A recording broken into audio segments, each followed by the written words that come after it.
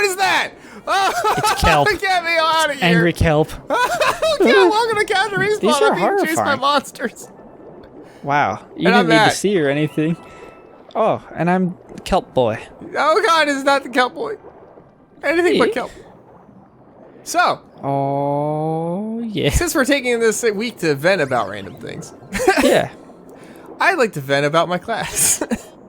Oh, boy. Your psychology My class? psychology class. Sure. So, okay. Now, first off, I want to say this. I like what I'm seeing in most of the book. Most of the book makes sense. It goes into, like, the whys. Now, granted, Freud is in psychopath. Sigmund Freud. But, okay, hold on. I gotta remember how to do this. Diving?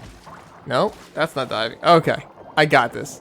Hey, Mr. Fish. I'm a fish! So, we're learning about behavior. And, like, what makes people do different things. And this is basically what the book said, it was about, like, personalities and stuff. Behavior, accountability. It was, like, really shitty on Americans to begin with. Like, it was just, like, our views are justice only, and, like, you know, if something bad happens to somebody, it's because they deserved it, or, like, they asked for it by, like, doing whatever. Like, it was really, like, dark. I'm like, okay, that's a little bit extreme, but there are parts of it that are true, but not the whole. So they're going on and just saying whatever. At the one point, it gives this example, and Dan, I'm going to use you as an example in this case. Oh, boy. Let's All say, not actually you, but just for example's sake. Yeah, you come home from work, and Maddie greets you at the door and says, "Oh, honey, I missed you all day. How are you? You know, I want to talk to you." And you say, "Get the F away from me, woman. Yeah. Leave me the hell Which is a alone." normal day. That's a normal day for me. Yep. Yeah. So, yeah, normal, right? Like, now, you and I, who love our wives, will go, you should never come home and just yell at your wife like that. Like, what did she do to deserve that? Like, there's no reason. The book says, well, what you don't know, or what the wife didn't know, was that the husband Dan got laid off from work today. And so he was very angry and didn't want to talk. I am. I'm angry. So that's why he yelled at her. I had a reason. And that's where they left it. Implying that if you have a shitty day, you can come home and be verbally abusive to your spouse. Great. Yeah, that's like they didn't follow up on it. Like, obviously, you shouldn't, you know, it's poor behavior to yell at your spouse because you're in a pissy mood. Right. But like, it like kind of like that is a little. It was odd. just excused it. It was like, yeah, that's fine. I don't know. I don't know what the takeaway from that is. Exactly. The takeaway is that you should be okay if your spouse yells at you because they're in a shitty mood and say horrible things, because their behavior was affected by the outside environment. I have to disagree on that. And it wasn't your husband's fault that he was in a bad mood. Other bad things happened, and that's why he's bad. So you should just be okay with it.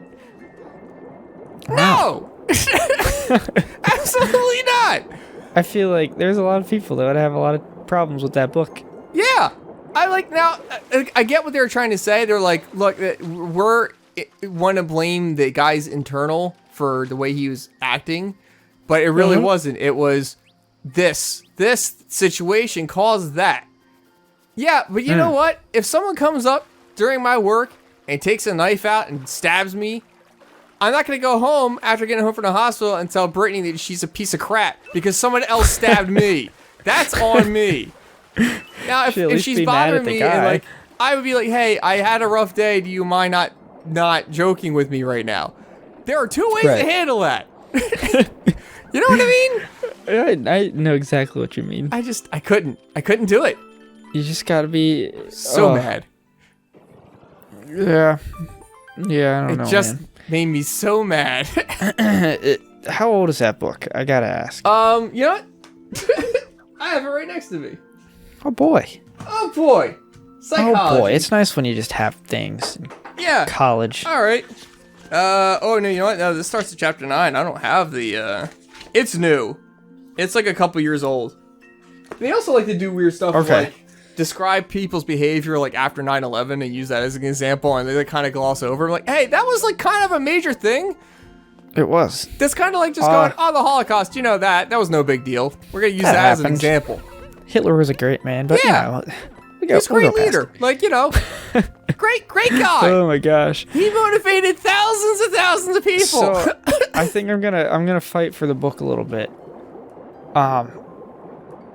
With the part about the husband coming home, saying that to his wife. Yeah, I have a feeling it was just an example. Oh like, yeah, no, it obviously I have a feeling if it was saying like, oh, the woman comes home, you know, I don't know.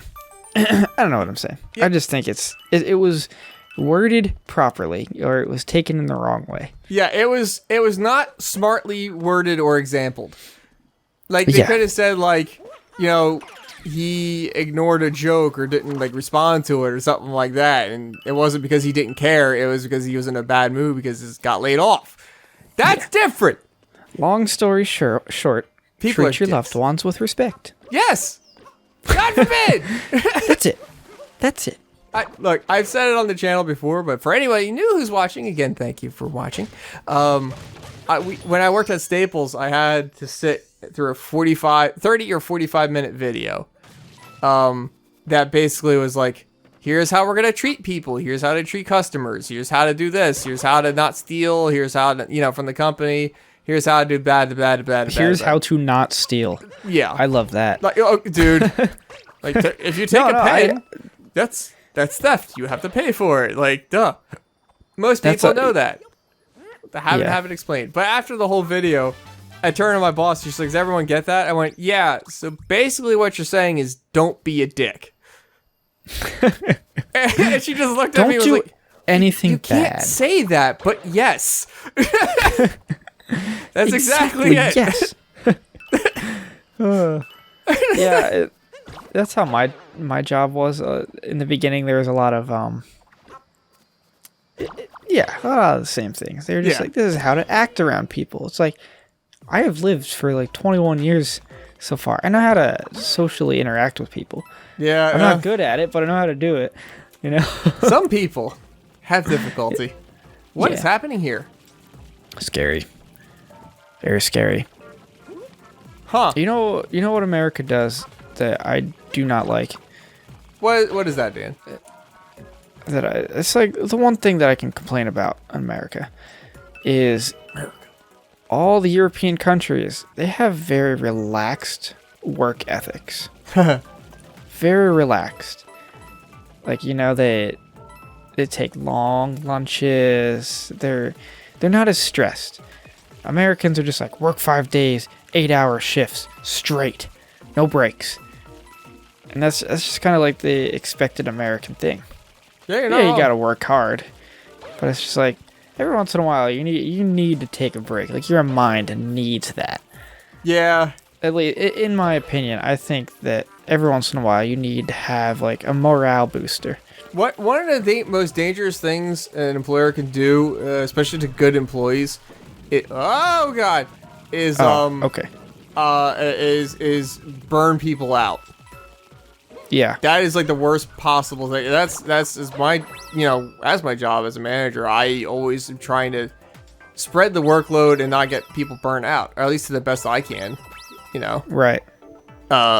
It's just a thing we have to consider, and working to that degree, it's one of those things. How do I say this? So my dad, when I was interviewing him for leadership stuff for my one class, for my business management degree, he gave me this example, and you can probably recognize it from your own workplace too. I think everyone can relate to it. He said, as a manager, he uses the 10-80-10 rule. And it's simply this. The top 10% of people that work for you or you work with are highly motivated. You rarely have to tell them what to do, if ever. They just do their jobs and they enjoy it. Right. 80% of the people like to do work. They want to work. They just need to be pointed in the right direction. Yes. Then the other 10% don't want to work. And in fact, You could tell them they don't have to come to work at all. They'll get just a paycheck. The only thing they have to do is every 2 weeks come to work to pick up the paycheck. They don't have to work. Just have to come, drive, pick up the paycheck. That person's response to you will be, well, why can't you just mail it to me? Yeah. Yeah. Yeah, exactly. We all know that guy or girl that's like that. There's always one. Wow. That's extremely true. Yeah. And think about this, too. When he says that, this is him working as a manager with the state police. Yeah. Yeah, which is a slightly different work environment. Yeah, it's a tad different.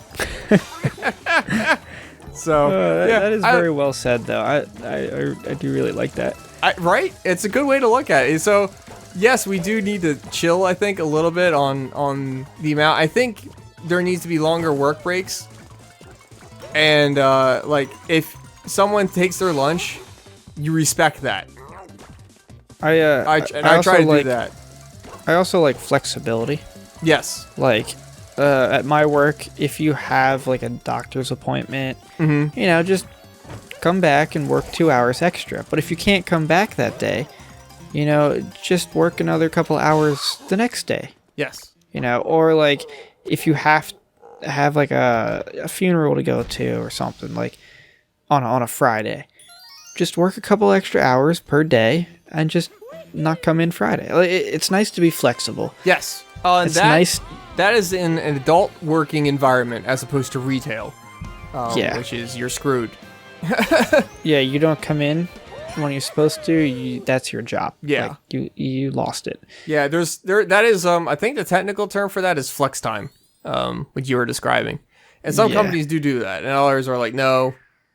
There's I'm not gonna get into a giant thing about it, but yes, that's the thing to consider. you won't appreciate it until you actually get it. Like it's awesome. Yeah. Like when I have to go to the eye doctors a lot and I have appointments and stuff, and it's just nice to be able to just like, you know what, I gotta leave for a couple hours. I'll make it up. And my boss is just like, yeah, that's cool. And I try to be flexible with my coworkers and employees with that. Oh God! Oh God! Yeah, oh, it's good to have an understanding but stern boss. All right. Is that Einstein as a Goomba? I think that's a Goomba in a dress. Einstein Goomba. All right. Well, I think on the next episode we'll talk about mushrooms. Yeah, sure. Let's do that.